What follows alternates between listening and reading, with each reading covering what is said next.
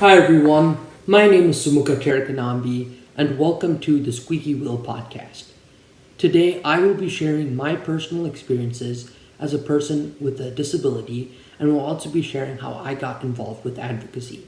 So I have a disability called Duchenne Muscular Dystrophy or DMD, and it is a progressive neuromuscular disease that affects about 1 in 5,000 male births. So it mostly affects boys, and it is characterized by rapid muscle deterioration because a gene called dystrophin, which is essential for healthy muscles, is not being produced. And so in my case, this happened because of a spontaneous mutation, although for other people it can be because the mother is a carrier. So people with this condition experience progressive muscle weakness, and it even affects the involuntary muscles such as the lungs and heart.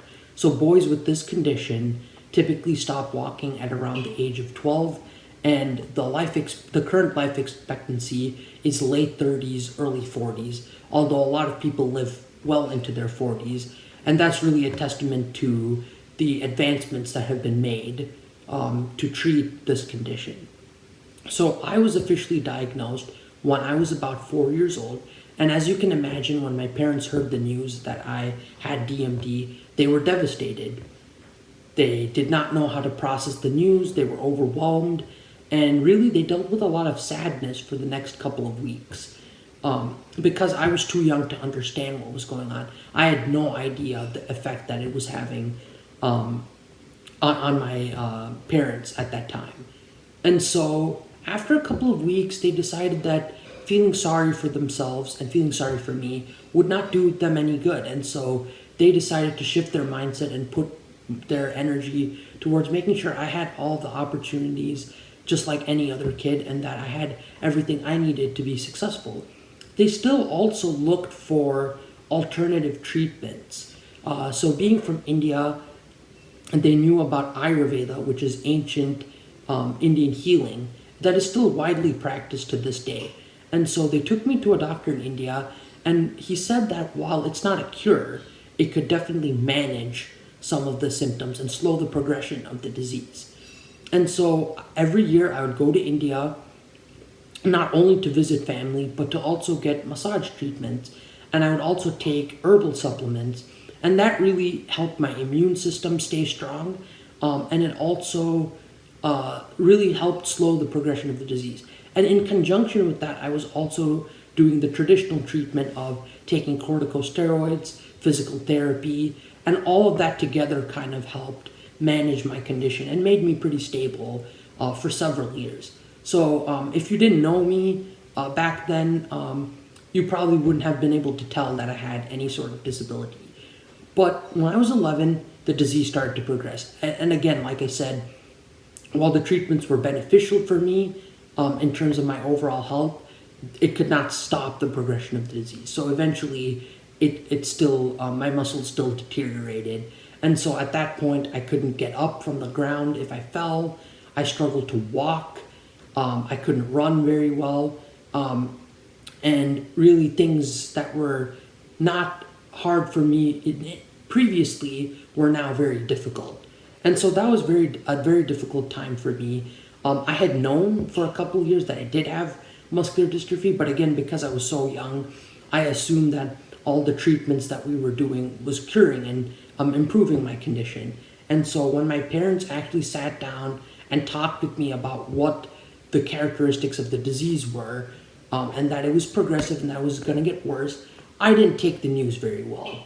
And so for the next couple of years, I dealt with a lot of negative emotions, sadness, frustration, anger, and even some embarrassment initially. I didn't want people to know that I had this condition. Obviously, that became much more difficult once my disability became more visible as I started using a scooter and then a power wheelchair for mobility. But even then, I still didn't think, I thought things were hopeless. I didn't really, I only saw a life of struggle, and I didn't really think anything I did would matter. And so those were kind of some of the negative things that I was dealing with. I was not comfortable talking to people about my disability. And so things started to change later on in high school, mainly because of the support of my teachers, my parents, my brother, and my friends, who helped me develop a better outlook, a more positive outlook. Even to this day, I do deal with some frustration, but I'm able to cope with it better because of how I've been able to change my mindset over the last couple of years. So really that started because it now became my responsibility to notify my teachers of the accommodations that I needed. So my parents who had advocated for me previously, it was no longer their responsibility. I had to do it. So I started to get better at being more vocal about what I needed, and that really helped improve my self-advocacy. I also was encouraged to join extracurricular activities.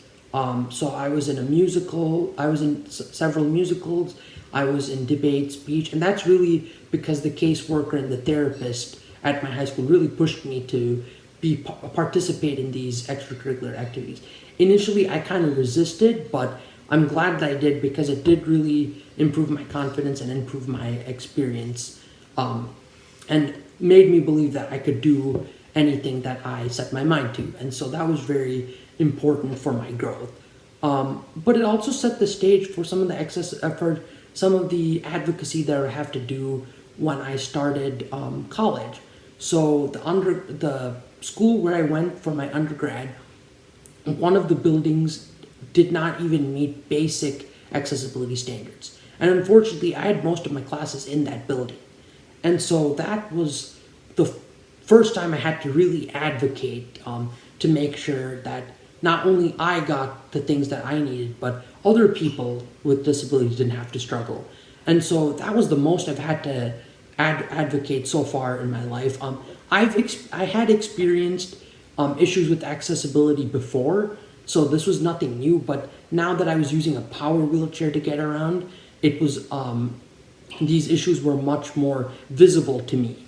And so I had to advocate over the next 4 years to make sure there were the necessary renovations, because this building had no elevator, it had no accessible restrooms, and just to really illustrate how bad it was, to go access the classes in the basement, I had to go around the back of the building, down a small path to an alternative entrance. And it was fine when it was not winter, but for those of you who live in Minnesota, our winters are pretty bad.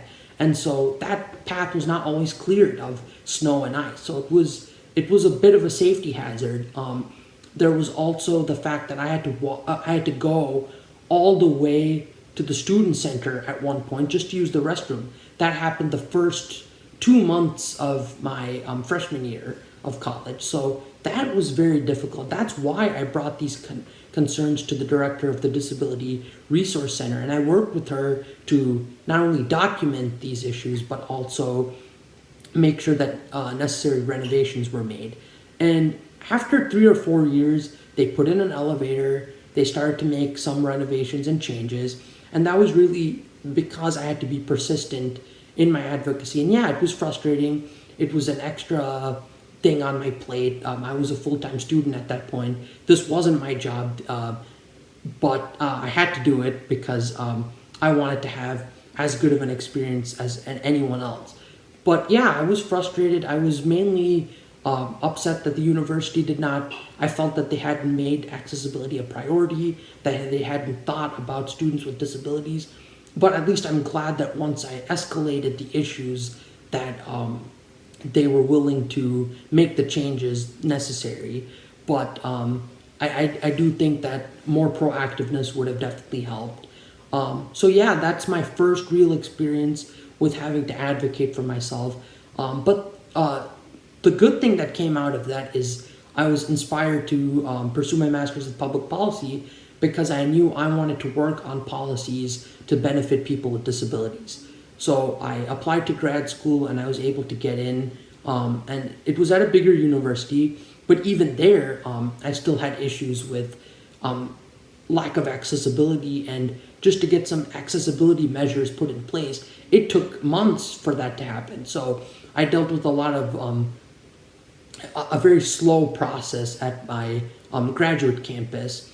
But I think that's that's the time when I really started to get involved in advocacy. So I had, in addition to my schoolwork, I had the opportunity to intern for a state senator who works on a lot of disability policy, and so I got to see some of the legislation that was being proposed at the state level, and I really got to get a sense of what issues still remain in the state of Minnesota that impact people with disabilities and the services that they receive.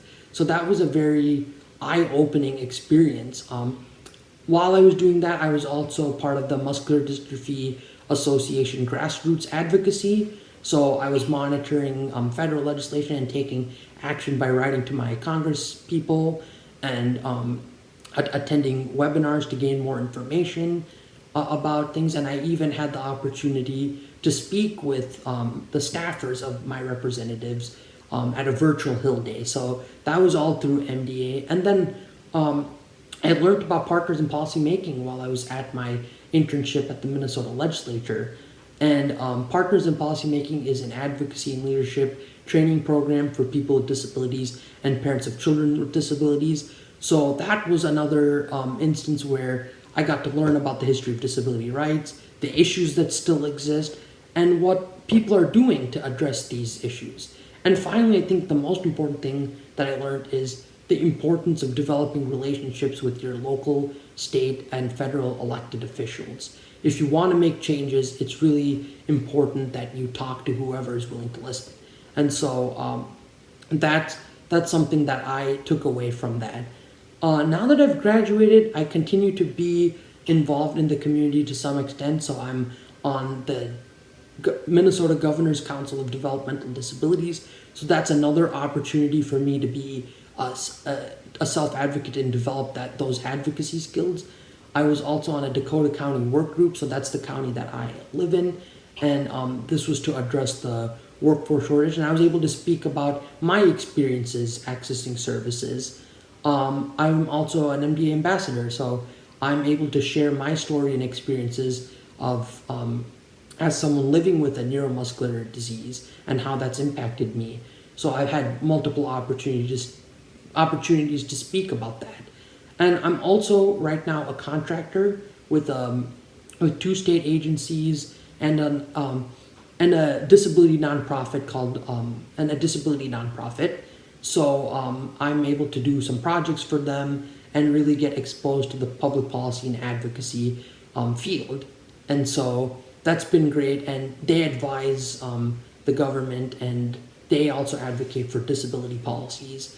And so that's what I'm hoping to do as a full-time career. But right now, that's what I'm doing as a contractor. And so, yeah, that's just a little bit about my experiences with Duchenne muscular dystrophy, but also what I've done to get involved in advocacy. So really, that is the point of this podcast. It is really to underscore the importance of advocacy. I'm hoping, now that I've shared my story, I'm hoping to share the stories of other people with disabilities and really highlight the contributions that they're making in their community. I also, since I'm interested in policy, I also want to delve into some of the barriers that still exist for people with disabilities. So I'm hoping to talk about issues like healthcare access, transportation, employment, accessibility, assistive technology, and many other topics. So that's really what I'm hoping to do. I will be, like I said, I will be interviewing other people with disabilities. I'll be interviewing policy experts and people who are working in the field of public policy to really show the work that they're doing. And I will also do my own research to provide my take on some of these issues. And again, I will continue to share my personal experiences with advocacy, and also in future podcasts we'll continue to educate all of you about muscular dystrophy. But today I just want to give a quick overview. And so that's it. Thank you for listening, and if you like this video, please leave a like and subscribe, and I will see you next time. Thank you.